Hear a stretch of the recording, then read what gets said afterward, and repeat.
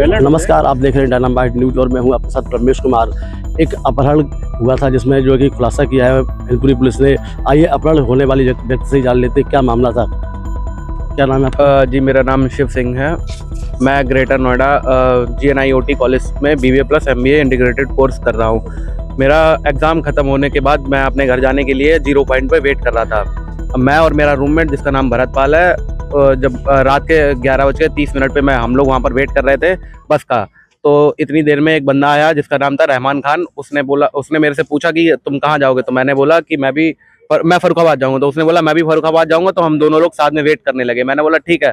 तो मैं उससे पूछने का प्रयास कर रहा था कि तुम कहाँ रहते हो? तो वो यही बोला मैं खास फर्रुखाबाद में रहता हूँ, इसके अलावा कुछ नहीं बता पा रहा था।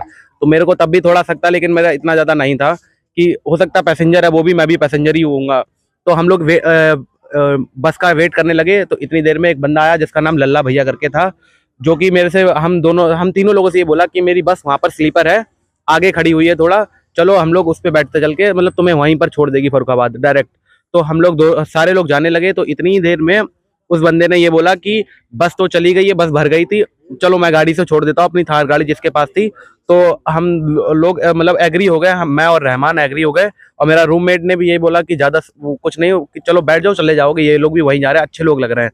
क्योंकि वो घर से मतलब अच्छे खासे कपड़े पहने तो अच्छी कार ली होती इस चक्कर में। तो हम लोग जब बैठे, वैसे ही मैंने अपने रूममेट से कॉल करने की कोशिश करी कि इस कार का नंबर प्लेट की फोटो खींच ले। इतनी देर में उस बंदे ने मेरा फ़ोन छीना और फ़ोन कॉल कट करी।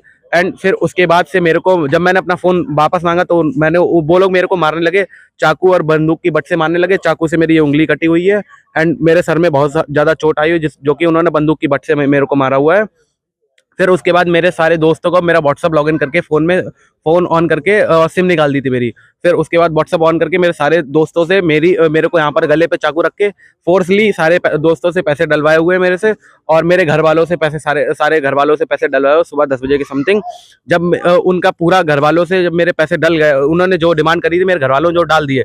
उसके बाद इन लोगों ने ये सोचा कि चलो अब इसको छोड़ देते कहीं ऐसी जगह जहाँ से ये चला जाए। तो ये लोग किसनी चौराहे पे मेरे को ला लिए, मतलब लाकर खड़ा करा अपने कार, और इन्होंने बोला कि यहाँ पर वेट करो, हम लोग दारू और बियर लेने जा रहे हैं। तो मैं वहाँ पर कार में वेट कर रहा था। तो मैंने मौका देखा कि कार अनलॉक है। फिर मैंने अपने दोनों बैग उठाए एंड मैं वहाँ उस चौराहे से भाग के डायरेक्ट एक शॉप थी मिठाई की, मैं उस पर जाकर खड़ा हुआ। वहाँ पर मेरे को एक अनुज त्रिवेदी नाम जी के एक व्यक्ति मिले जिन्होंने मेरी बहुत मदद करी। मैंने उनको पूरी अपनी बात बताई, उन्होंने मेरे पहले घर पर बात करी और फिर पुलिस को इन्फॉर्म करा। पुलिस को इन्फॉर्म जैसे ही करा, पुलिस मौके पे तुरंत आई एंड उस कार के पीछे अपनी गाड़ियां लगाई एंड उसमें से दो लोग पकड़ लिए गए हैं। जो मेन था जिसका नाम है प्रेम वर्मा, वो अभी नहीं पकड़ा गया, वो यहीं आसपास एरिया का है, मैनपुरी के आसपास एरिया का ही। पुलिस ने फायर भी किया था। जी, उसके ऊपर फायर कराया जिसमें उसकी गाड़ी पंक्चर हुई है। उसके थ्रू अभी गाड़ी उसकी पकड़ गई है, वो है किसनी थाने में उसकी गाड़ी खड़ी हुई है अभी। जी। तो अब कहाँ जाओगे? अब मैं अपने घर जाऊंगा, क्योंकि ये खबर सुन के मेरी मम्मी को हार्ट अटैक पड़ा हुआ है। इस चक्कर मेरे को उनसे मिलना है जल्दी से जल्दी। ये थे हमारे साथ शिव सिंह जी, जो जिनका अपहरण हुआ था ग्रेटर नोएडा से, और मैनपुरी के रहने वाले 3 युवकों ने इसका अपहरण किया था, जिनके पास एक थार गाड़ी भी थी बताया जा रहा है। तो वहीं सुरक्षित मैनपुरी पुलिस ने इनको सुरक्षित घर वालों को सौंप दिया है। और तो वहीं प्रेस कॉन्फ्रेंस करके पुलिस अधीक्षक नगर ने पूरे मामले की जानकारी दी है। देखिए, 16 जनवरी की रात में नोएडा में एक 0 पॉइंट है, वहाँ से एक व्यक्ति जो शिव नाम के हैं वो अपनी गाड़ी का इंतजार कर रहे थे। तभी वहाँ एक थार गाड़ी आई जिसमें 2 लोग बैठे हुए थे और एक व्यक्ति उनसे पहले ही इनसे संपर्क में वहाँ आके खड़ा हो गया था, इनसे बातचीत करी।